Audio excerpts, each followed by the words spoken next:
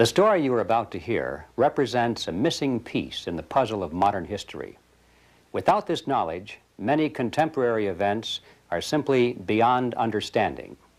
You are about to hear a man tell you that the major tax-exempt foundations of this land, since at least 1945, have been operating to promote a hidden agenda.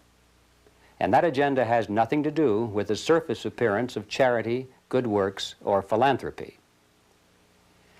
This man will tell you that the real objectives include the creation of a worldwide collectivist state, including the Soviet Union, which is to be ruled from behind the scenes by those same interests which now control the tax-exempt foundations. The man who tells this story is none other than Mr. Norman Dodd, who in 1954 was the staff director of the Congressional Special Committee to investigate tax-exempt foundations, sometimes referred to as the Reece Committee, in recognition of its chairman, Congressman Carroll Reece. The interview you are about to see was conducted by me in 1982. I had no immediate use for the material at that time, but I realized that Mr. Dodd's story was of extreme importance, and since he was advanced in age and not in good health, I simply wanted to capture his recollections on videotape while he was still with us. It was a wise decision because Mr. Dodd did pass away just a short time afterward. In recent months, there has been a resurgence of interest in the substance of Mr. Dodd's story, and we have decided to make it available to the general public. And so what now follows is the full, unedited interview, broken occasionally only for a tape change or to omit the sound of a passing airplane.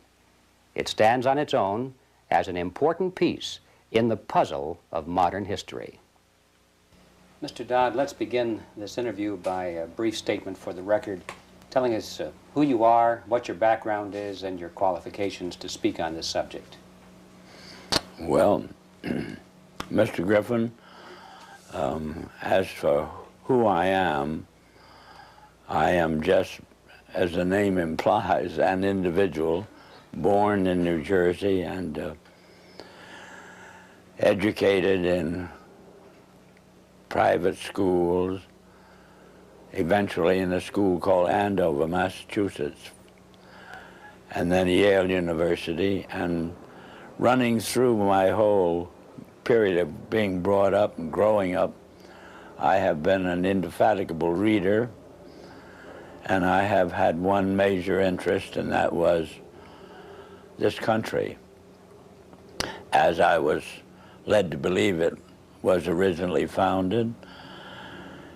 And I entered the world of business knowing absolutely nothing about how that world operated, and realized that the only way to find out what that world was consisted of would be to become part of it.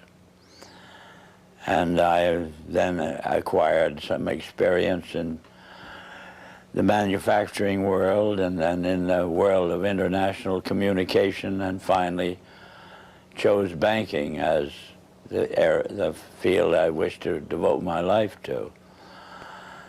And I was fortunate enough to secure a position in one of the important banks in New York,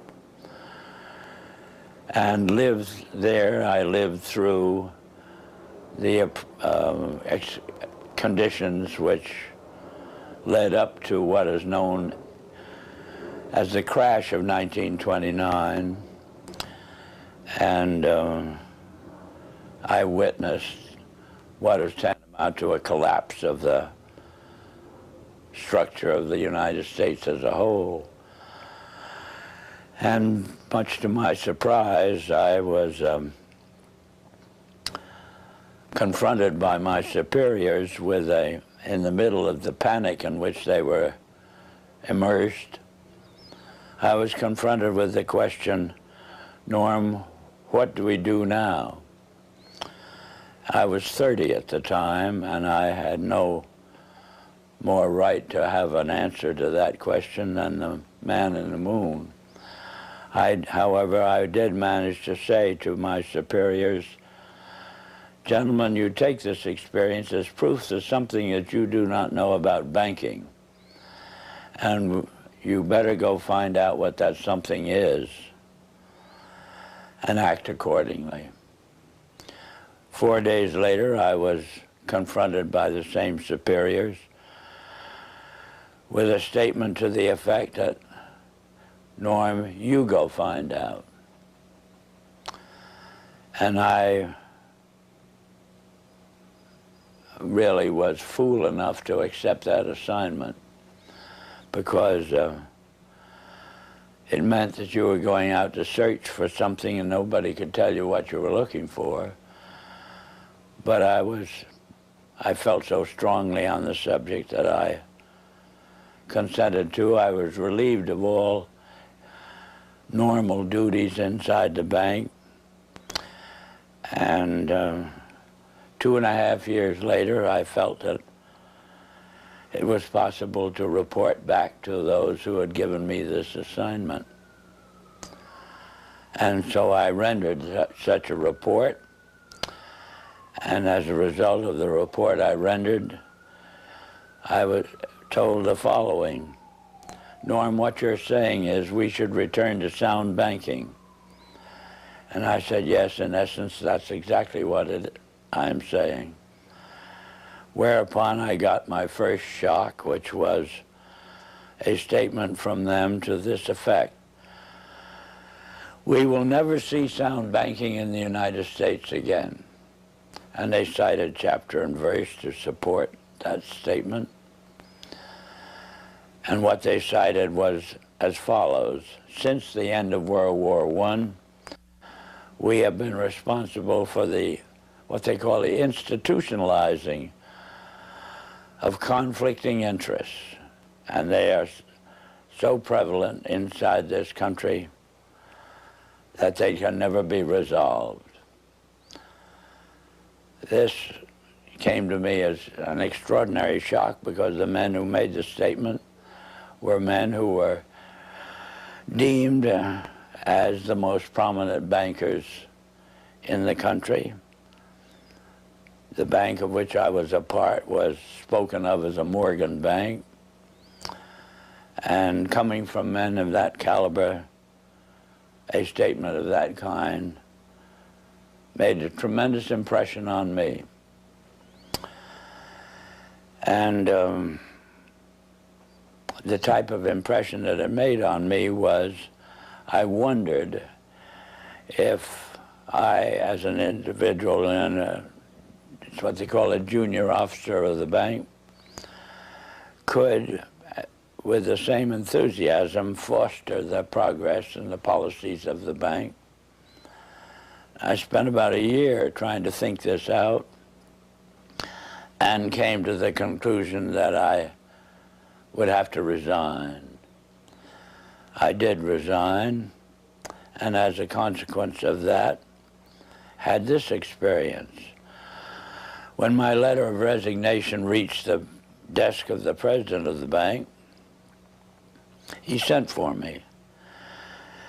And then I came to visit with him, and he stated to me, Norm, I have your letter, but I don't believe you understand what's happened in the last 10 days.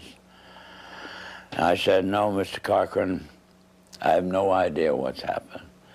Well, he said, the directors have never been able to get your report to them out of their mind. And as a result, they have decided that you, as an individual, must begin at once, and you must reorganize this bank in keeping with your own ideas. And he then said, now, can I tear up your letter? And inasmuch as what had been said to me was offering me, at the age of, by then, 33, about as fine an opportunity for service to the country as I could imagine, I said yes. And they said they wished me to begin at once. And I did, and suddenly, in the span of about 6 weeks, I was not permitted to do another piece of work. And every time I brought the subject up, I was kind of patted on the back and said, and told, stop worrying about it, Norm. Pretty soon you'll be a vice president, and then you will have quite a handsome salary and ultimately be able to retire on a very worthwhile pension. In the meantime, you can play golf and tennis to your heart's content on weekends. Well, Mr. Griffin, I found I couldn't do it. I spent a year with figuratively with my feet on the desk doing nothing, and I just couldn't adjust to it. So I did resign. And this time, my resignation stuck, and then I got my second shock, which was the discovery that the doors of every bank in the United States were closed to me, and I never could get a job, as it were, in a bank. So I found myself, for the first time since I'd graduated from college, out of a job. And from there on, I followed various branches of the financial world, ranging from investment counsel to membership of the stock exchange, and finally ended up as an advisor to a few individuals who had capital funds to look after. In the meantime, my major interest became very specific, which was to endeavor, by some means, of getting the educational world to actually, you might say, teach the subject of economics realistically and move it away from the support of various speculative activities that characterize our country.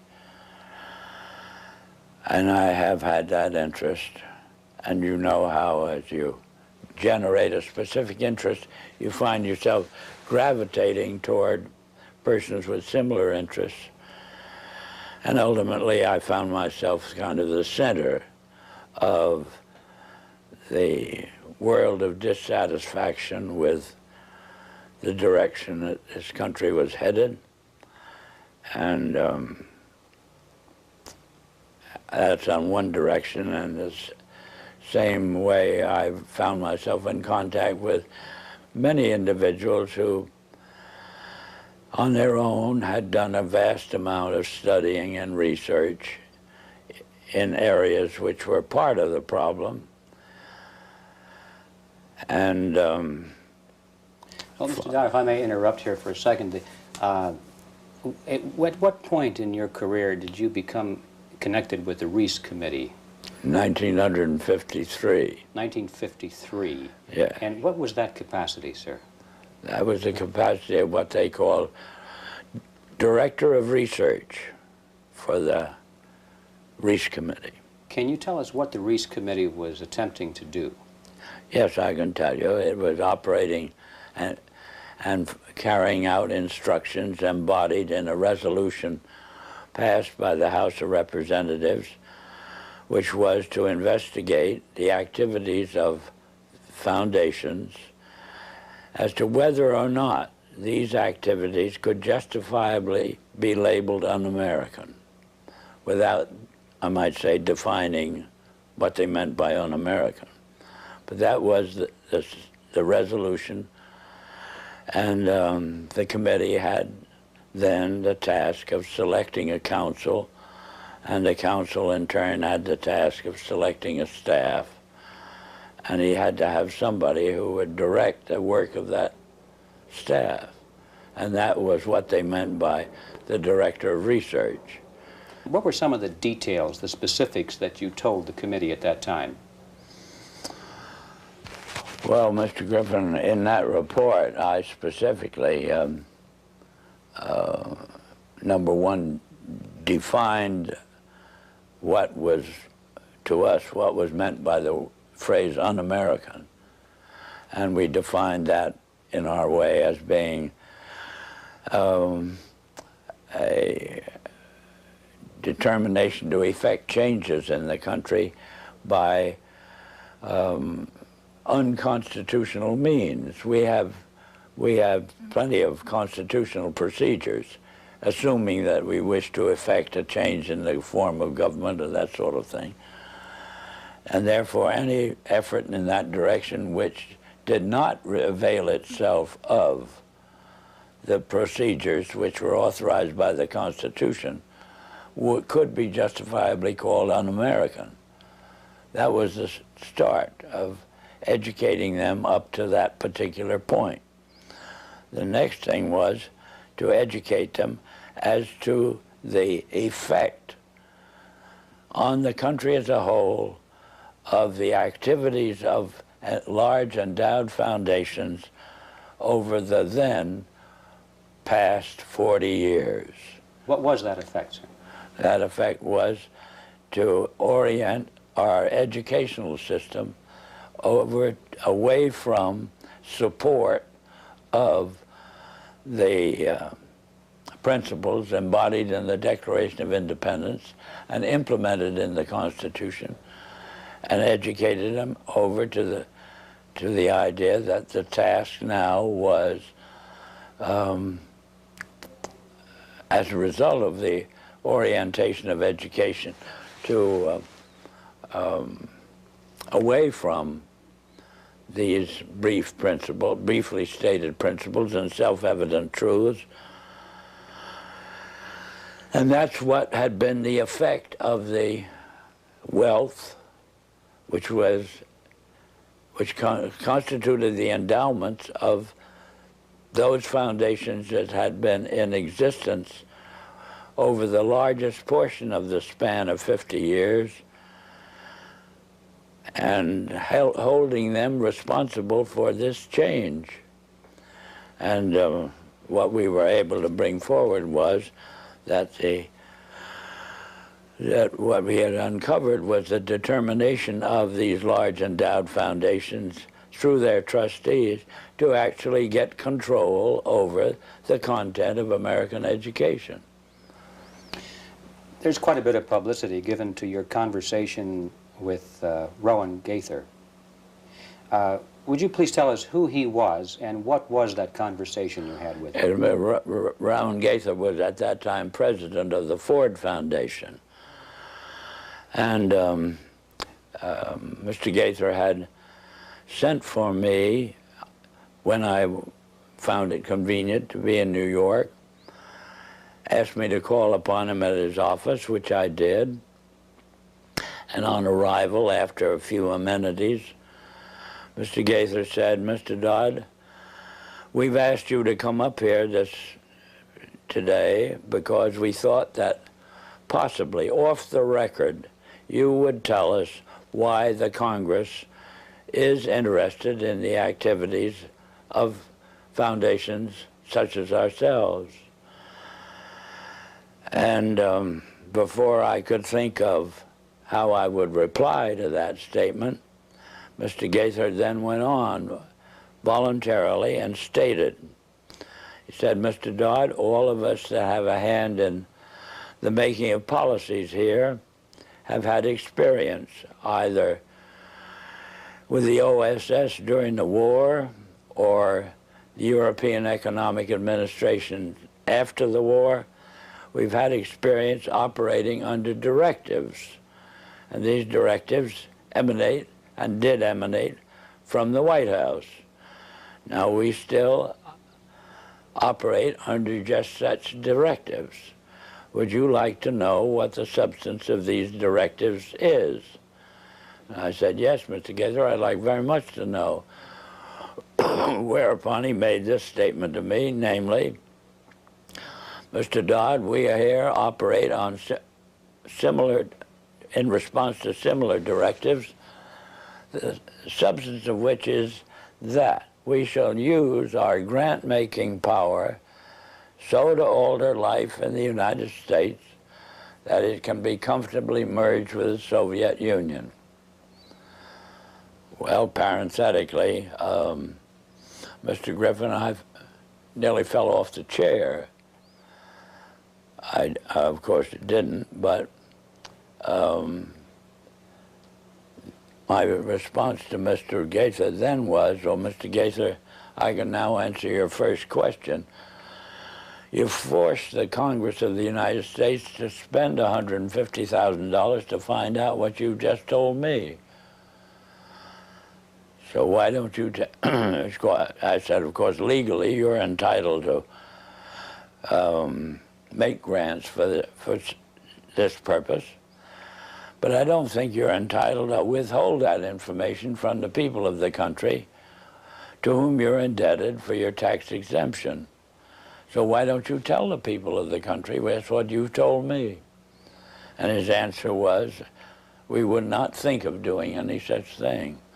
So then I said, well, Mr. Gaither, obviously, you forced the Congress to spend this money in order to find out what you've just told me. Mr. Dodd, you have spoken before about some interesting things that were discovered by Catherine Casey at the Carnegie Endowment. Can you tell us that story, please? Yes, I'm glad to, Mr. Griffin. This experience that you have just referred to came about in response to a letter which I had written to the Carnegie Endowment for International Peace, asking certain questions and gathering certain information. And on the arrival of that letter, Dr. Johnson, who was then president of the Carnegie Endowment, telephoned me and said, did I ever come up to New York? And I said, yes, I did, more or less each weekend. And he said, well, when you're next here, will you drop in and see us? Which I did.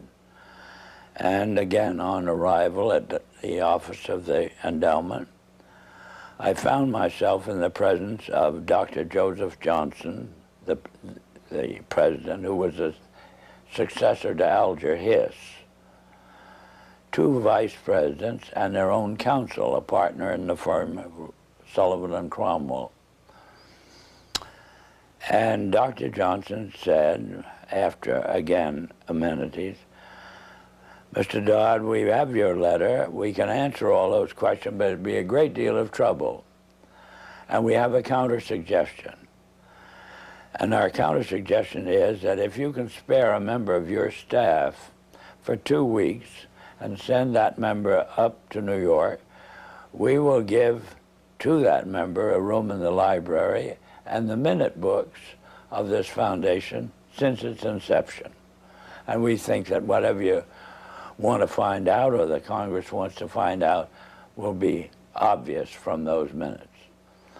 Well, my first reaction was they'd lost their mind. I had a pretty good idea of what those minutes would contain, but I realized that Dr. Johnson had only been in office 2 years, and the vice presidents were relatively young men, and counsel seemed to be also a young man, and I guessed that probably they'd never read the minutes themselves. And so I said I had somebody, I would take it. I would accept their offer, and I went back to Washington, and I selected the member of my staff who was on my staff, having been a practicing attorney in Washington, but she was on my staff to see to it that I didn't break any congressional procedures or rules. In addition to which, she was unsympathetic to the purpose of the investigation. She was level-headed and a very reasonably brilliant, capable lady. And her attitude toward the investigation was, what could possibly be wrong with foundations? They do so much good. Well, in the face of that sincere conviction of Catherine's, I went out of my way not to prejudice her in any way. But I did explain to her that she couldn't possibly cover 50 years of handwritten minutes in 2 weeks. So she would have to do what we call spot reading. and I blocked out certain periods of time to concentrate on. And off she went to New York. She came back at the end of 2 weeks with the following in the way of, on dictaphone belts. We are now at the year 1908, which was the year that the Carnegie began operations. And in that year, the trustees, meeting for the first time, raised a specific question, which they discussed throughout the balance of the year in a very learned fashion. And the question is there any means known more effective than war, assuming you wish to alter the life of an entire people? And they conclude that no more effective means than war to that end is known to humanity. So then in 1909 they raised the second question and discussed it, namely, how do we involve the United States in a war? Well, I doubt at that time if there was any subject more removed from the thinking of most of the people of this country than its involvement in a war. There were intermittent shows in the Balkans, but I doubt very much if many people even knew where the Balkans was. Then finally, they answer that question as follows. We must control the State Department. And then that very naturally raises the question of how do we do that? And they answer it by saying we must take over and control the diplomatic machinery of this country. And finally they resolve to aim at that as an objective.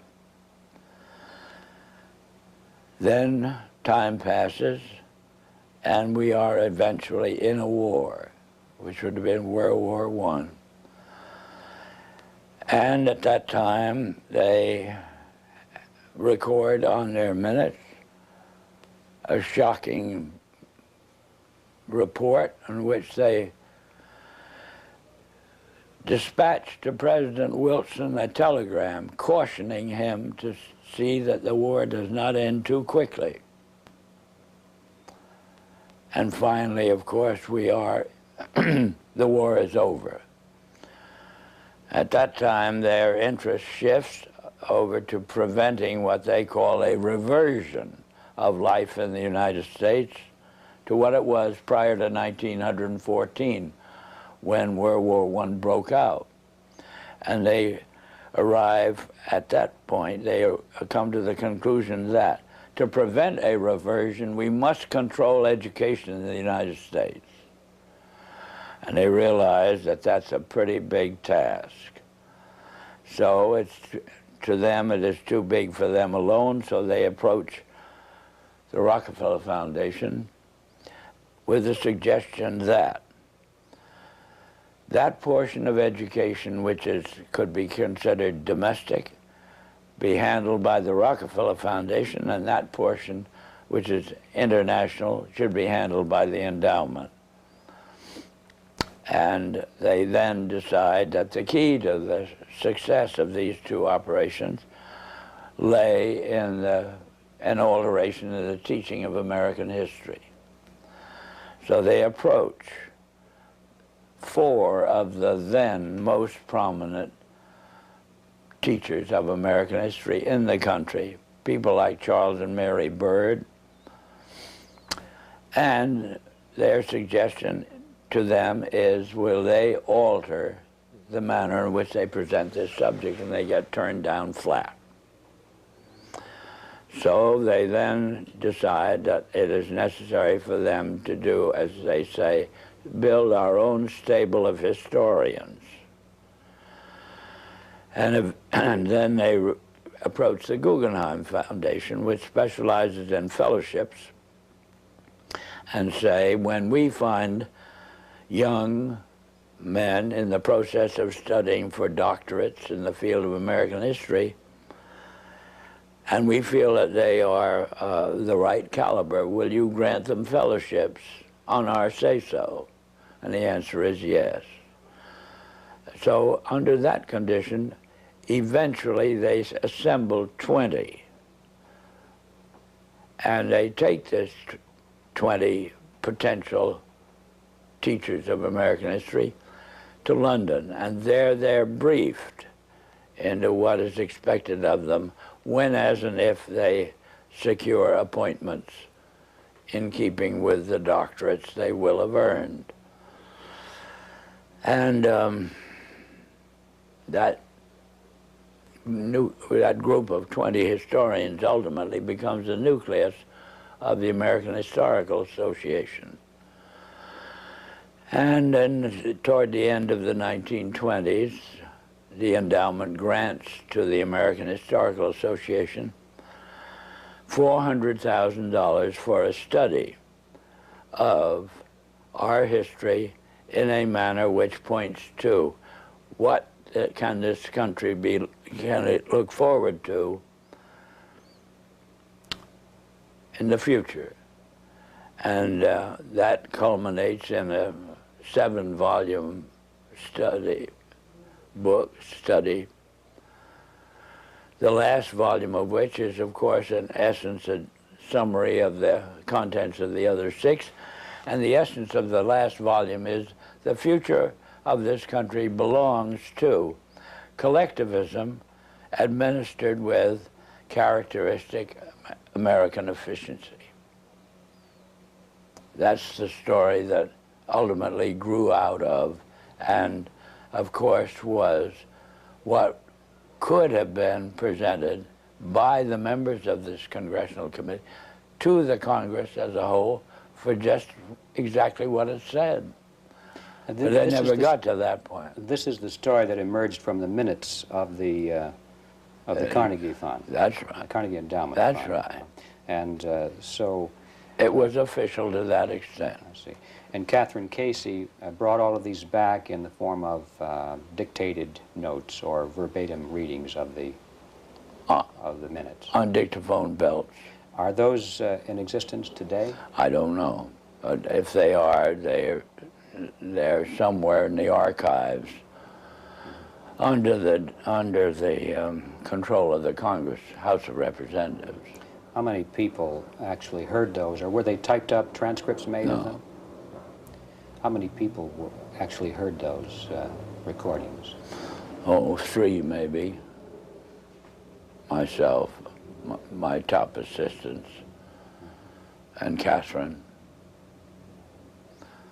Yeah, I might tell you this experience, as far as its impact on Catherine Casey was concerned, was she never was able to return to her law practice.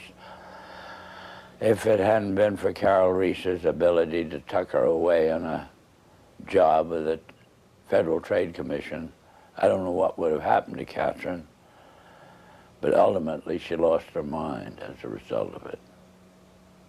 Terrible shock to her. It's a very rough experience to encounter proof of these kinds. Mr. Dodd, what kind, well, can you summarize the opposition to the committee, the Reece Committee, and particularly the efforts to sabotage the committee? Well, they began right at the start of the work of an operating staff, Mr. Griffin, and it began on the day in which the committee met for the purpose of consenting to or confirming my appointment to the position of Director of Research. Thanks to the abstention of the minority members of the committee, that is the 2 Democratic members, from voting, why technically I was unanimously appointed. And well, wasn't the White House involved in opposition to the committee? Well, not at this particular point, sir. Mr. Reece ordered counsel and myself to visit Wayne Hayes. And Wayne Hayes was the ranking minority member of the committee as a Democrat. So counsel and I had to go down to Mr. Hayes' office, which we did. Mr. Hayes greeted us with the flat statement directed primarily to me, which was that I am opposed to this investigation. I regard it as nothing but an effort on the part of Carroll Reece to gain a little prominence, and so I'll do everything I can to see that it fails. Well, I am kind of a strange personality in the sense that a challenge of that nature interests me. Our counsel withdrew. He went over and sat on a couch on Mr. Reece's office and pouted. But I sort of took up this statement of Hayes as a challenge and set myself the goal of winning him over to our point of view. And I started by noticing on his desk that there was a book. And the book was of the type that there are many in these days that would be complaining about the spread of communism in Hungary, or that type of book. And this meant to me that at least Hayes read a book. And so I brought up the subject of the spread of the influence of the Soviet world, and for 2 hours discussed this with Hayes, and finally ended up with his rising from his desk and saying, Norm, if you will carry this investigation toward the goal as you've outlined it to me, I'll be your biggest supporter. I said, Mr. Hayes, I can assure you that I will not double-cross you. Subsequently, Mr. Hayes sent word to me that he was in the Bethesda hospital with an attack of ulcers, but would I come and see him, which I did. He then said, Norm, the only reason I've asked you to come out here is I just want to hear you say again, you will not double-cross me. I gave him that assurance, and that was the basis of our relationship. Meantime, counsel took the attitude expressed in these words, Norm, if you want to waste your time with this guy, as he called him, you can go ahead and do it, but don't ever ask me to say anything to him under any condition on any subject. So, in a sense, that cleared the decks for me to operate in relation to Hayes on my own. And as time passed, Hayes offered friendship, which I hesitated to accept because of his vulgarity. And I didn't want to get mixed up with him socially under any condition. Well, that was our relationship for about 3 months, and then eventually I had occasion to add to my staff, and as a result of adding to my staff a top-flight intelligence officer, both the Republican National Committee and the White House were resorted to stop me from continuing this investigation in the direction that Carroll Reece had personally asked me to do, which was to utilize this investigation, Mr. Griffin, to uncover the fact that this country had been the victim of a conspiracy. That was Mr. Reece's conviction. I eventually agreed to carry it out. I explained to Mr. Reece that his own counsel wouldn't go in that direction. He gave me permission to disregard our own counsel. And I had then to set up an aspect of the investigation outside of our office, more or less secret. And the Republican National Committee got wind of what I was doing, and they did everything they could to stop me.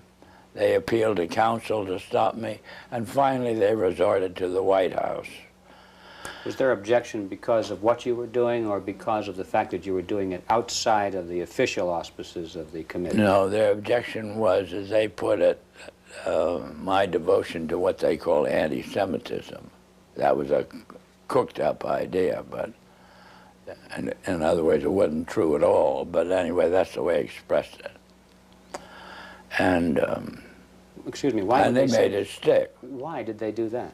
How could they say that? Well, they could say it, Mr. Griffin, but they had to have something in the way of a rationalization of their decision to do everything they could to stop the completion of this investigation in the direction that it was moving, which would have been an exposure of this Carnegie Endowment story and the Ford Foundation and the Guggenheim and the Rockefeller Foundation, all working in harmony toward the control of education in the United States.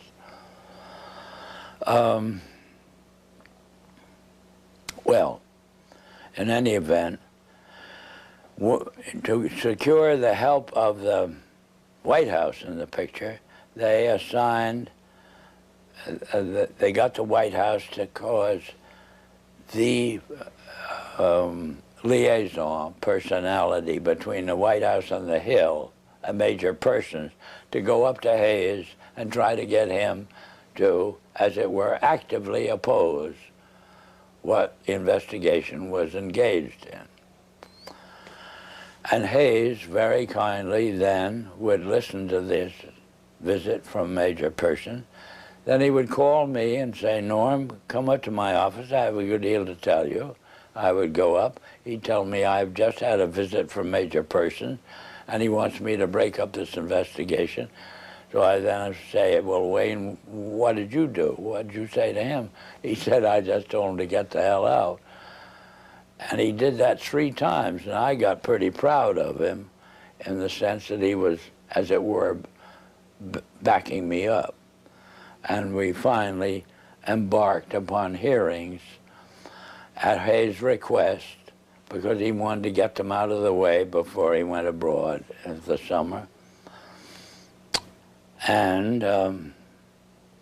but why were the hearings finally terminated? What happened to the committee? What happened to the committee or the hearings? Or the hearings. Hmm? The hearings.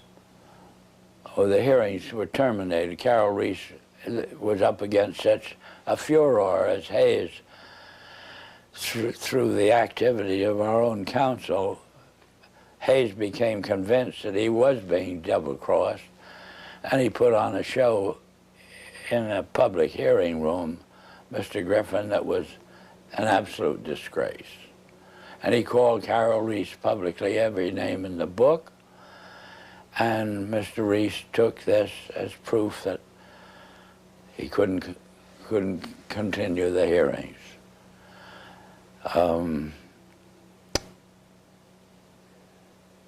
He actually invited me to accompany him when he went down to Hayes' office, and in my presence, with the tears rolling down his face, Hayes apologized to Carroll Reece for what he'd done and his conduct, and apologized to me. And I thought that would be enough and Carroll would resume. But he never did. The charge of anti-Semitism is kind of intriguing to me. What was the basis of that charge?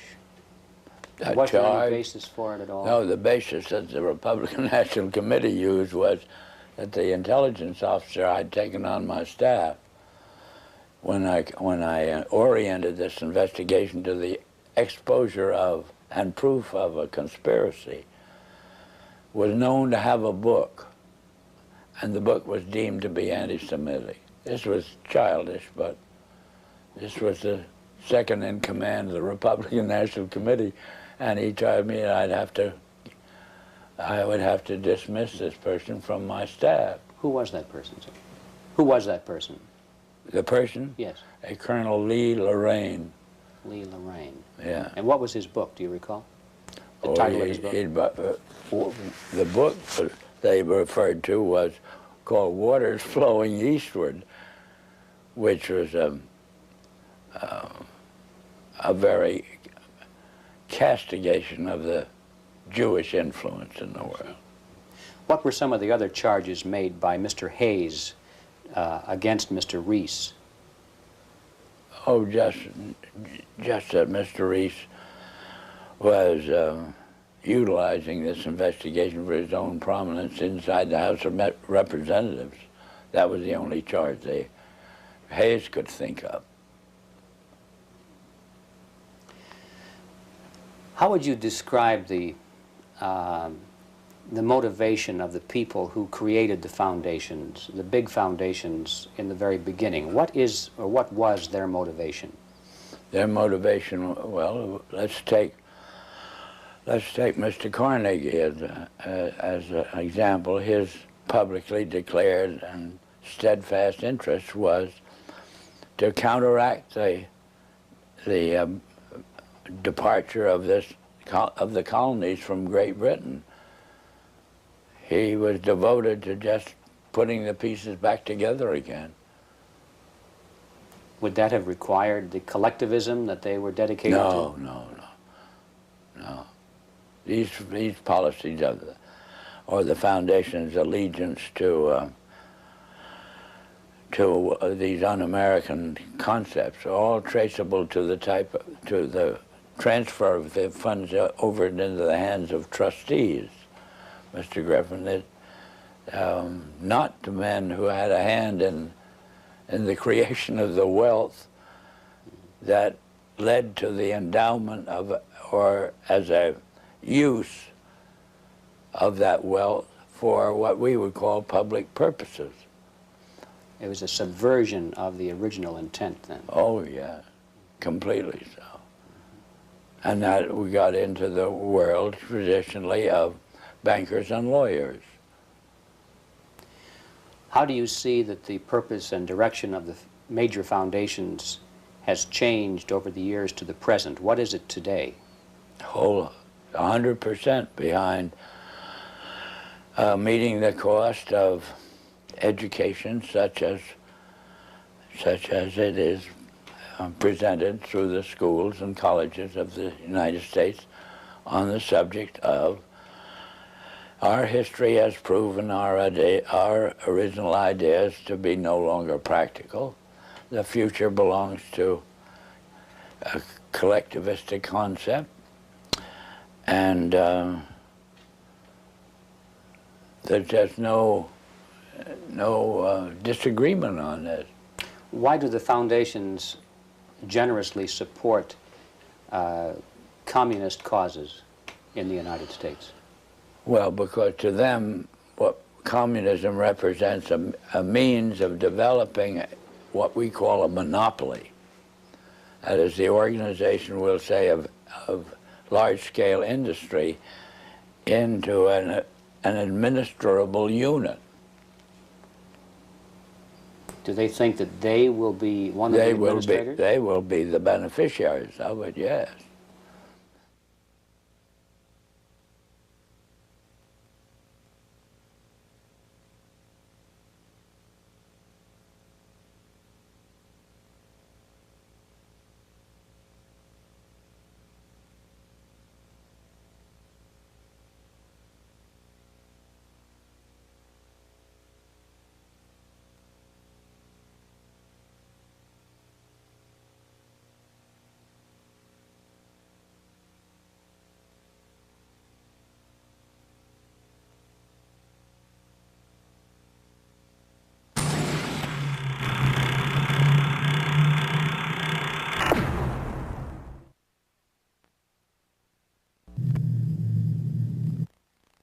We have seen their kind before.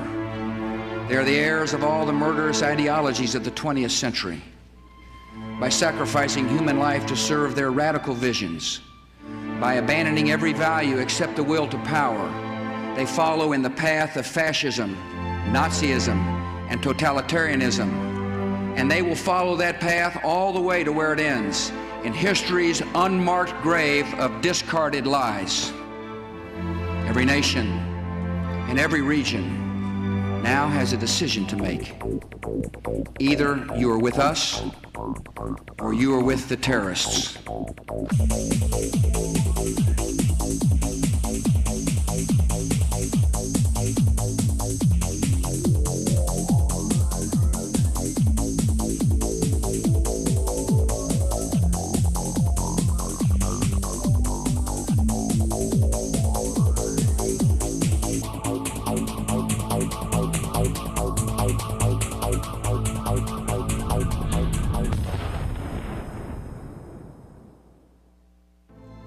Freedom and fear are at war. The advance of human freedom, the great achievement of our time and the great hope of every time, now depends on us. Our nation, this generation, will lift a dark threat of violence from our people and our future. When freedom is lost, it is lost forever. We are losing the right to make our own determinations about what we think, what we eat, how we protect our health, how we protect our children, and whether, in fact, we are members of a free and democratic society. The purpose of education in America today is not education. It is indoctrination, in internationalism, in collectivism, and in atheism, and they're doing a wonderful job. They have to destroy the United States Constitution and our way of life. And they've got to do so in such a way that will actually embrace it. You have to get a hold of the minds of the young. Why